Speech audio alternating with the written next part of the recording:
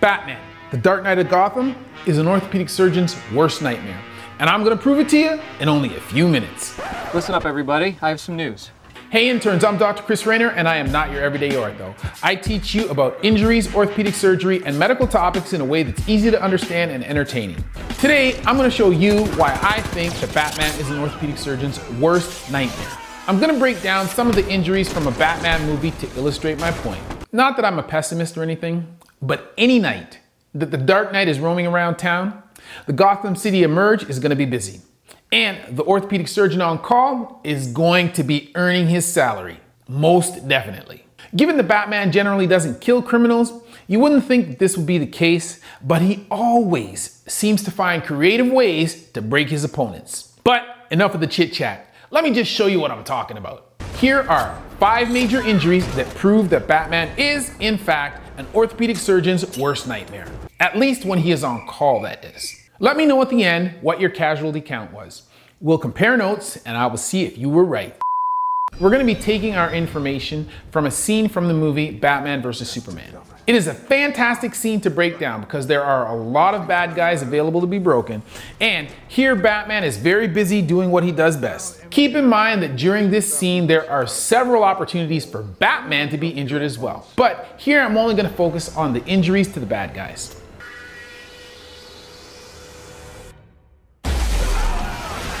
So first thing, anytime you're in a situation where everyone is standing around with their guns pointed at one another, this is bad juju. Bad juju.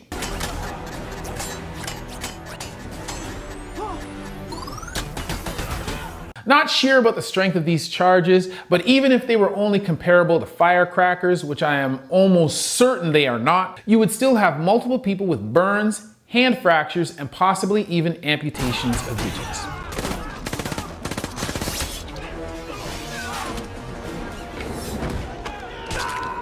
I don't think his elbow is gonna like that. No, not really.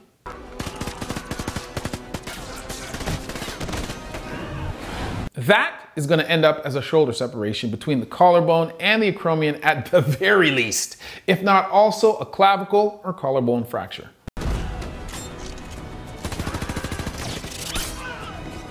Number 1, my first reason. This is a penetrating chest injury. Although it is not strictly an orthopedic injury, it is certainly an injury that will keep the trauma team busy. With a penetrating injury like this, you have to worry not only about the ribs that may have been broken as the projectile entered the chest, but also about the structures that are inside the chest that may have also been in the path of the projectile. At this location, the upper lobe of the lung is directly in the path of the projectile.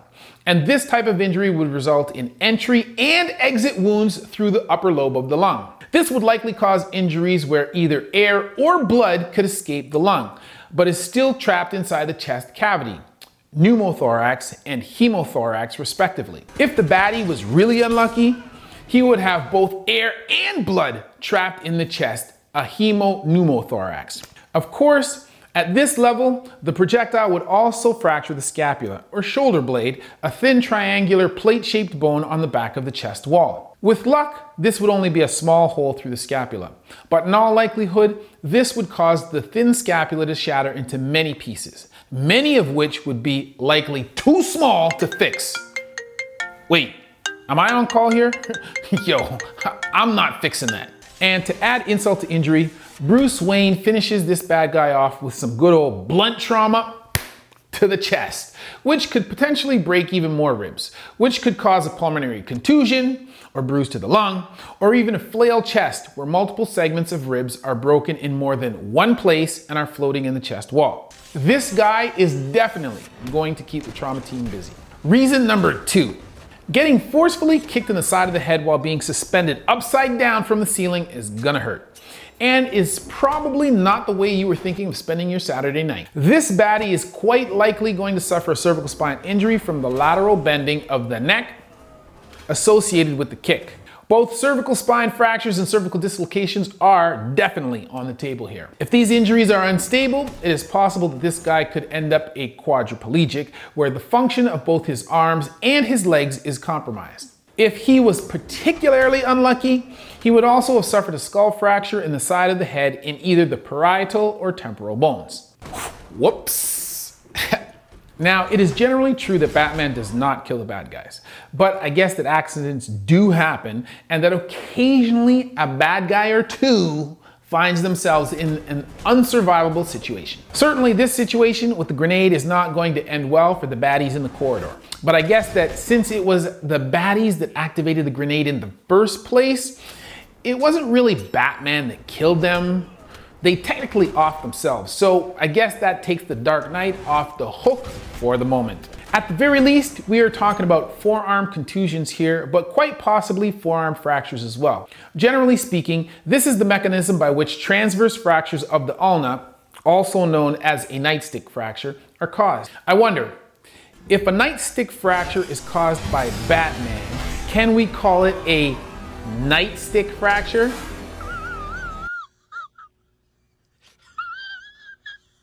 This is going to result in a jaw or mandible fracture, and quite possibly even an extension type of neck or cervical spine injury. Reason number 3, this is definitely going to result in concussion. But it might also cause a cervical spine injury as a result of the forward flexion of the neck, and possibly even a posterior skull fracture. Falling from a height onto your back is generally not a good thing, but being forcefully thrown from a height onto the floor directly onto your back and onto the back of your head is definitely a problem, no cap. With a concussion, the brain is temporarily damaged by a blow to the skull. Because the brain actually floats on liquid in the skull, anytime you get hit in the head, you actually get 2 blows for the price of 1. The coup injury occurs when the brain on the side of the impact hits the inside of the skull. The contra coup injury occurs when the brain bounces off the skull, then crashes into the other side of the skull, creating another injury there as well. 2 hits for the price of 1. Of course, with the severity of the impact shown here, the neck would be forced into forward flexion upon impact of the head with the floor. This might result in a burst fracture of the cervical spine, where 1 or more vertebrae blow out their back wall into the spinal canal and the spinal cord, or a facet dislocation where 1 vertebrae jumps its connection with an adjoining vertebrae. Neither of these injuries is desirable, and both result in serious instability of the cervical spine. There is also the potential for a skull fracture at the back of the skull with injury to the posterior aspect of the brain, including the cerebellum. And anytime that you injure the skull, you have to worry about the possibility of bleeding under the skull, either outside or inside the lining of the brain. This includes epidural, subdural, and subarachnoid bleeds, any of which can kill you either quickly or over time. Another concussion for a bad guy. Although not as forceful an impact as with the baddie being thrown to the floor, there is still the possibility of a posterior skull fracture when the bad guy is smashed backwards onto the crate. More of the same. But here, the opportunity for a skull fracture is doubled with either an anterior skull fracture when he is struck ouch, by the crate, or a posterior skull fracture when his head bounces off the brick wall. Judging by the blood that was left on the wall, I would guesstimate that at the very least, a posterior skull fracture was in order. Of course, there is also the possibility of an extension type of cervical fracture of the neck, resulting from the crate smashing him in the forehead.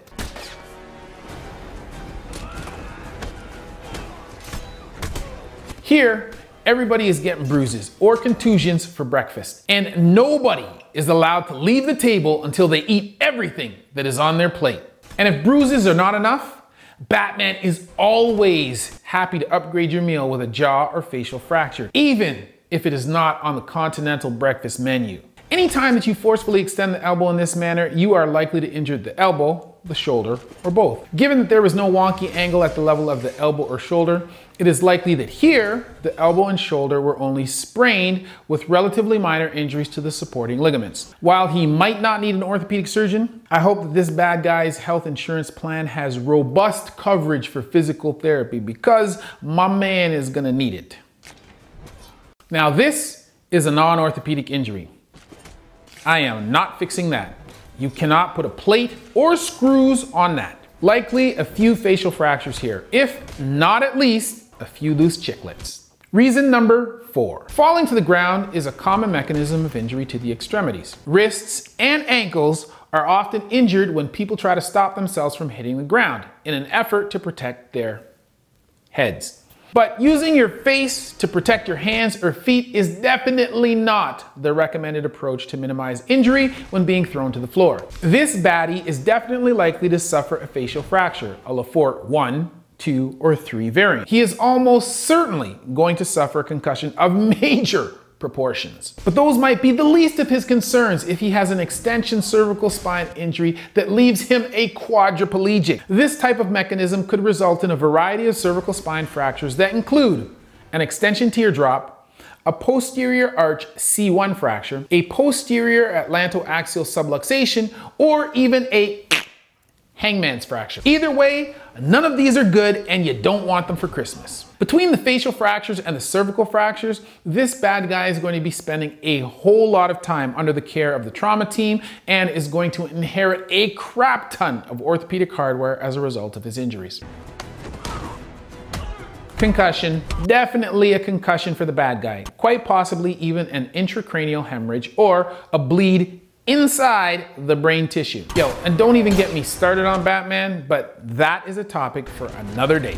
Reason number 5. Here, Batman seems to have a problem with the overall mobility of this baddie's elbow as he performs a manipulation without anesthesia. For more information about manipulations under anesthesia, check out my last video about Dr. Snap's TikTok chiropractor extraordinaire. However, here, believe me, there is no sedation and this injury is going to freaking hurt. With hyperextension of the elbow, the ligaments that support the elbow are torn and disrupted. An elbow dislocation, where the two bones separate from each other at the level of the joint, is the result. However, in extreme cases where the joint is extremely hyperextended or where the hyperextension occurs very, very quickly, the humerus can be fractured in addition to the elbow being dislocated. This creates what is known as a floating elbow, where the elbow is not attached to anything above or below, and from an orthopedic perspective, it is a real problem. And if it is an open injury, which I suspect that this would likely be, where the bones come out through the skin, then it is even more serious. Treatment would be extended and would include multiple procedures, including irrigation and debridement or washout of the wound, temporary fixation with an external fixator frame, fasciotomies of the muscle compartments of the arm and possibly the forearm to relieve pressure, definitive fixation with orthopedic instrumentation to stabilize the humeral fractures, ligament repair to restore stability to the elbow after it was successfully realigned or reduced, and possibly even nerve or vascular repair if the nerves or blood vessels that traverse the arm or the elbow were injured, trapped, or transected during the initial injury. Make no mistake about it. This baddie's arm is jacked all the way up, and it will take an orthopedic surgeon quite a few hours and the assistance of other surgical specialists to set this bad guy straight. This is certainly one example of where crime does not pay.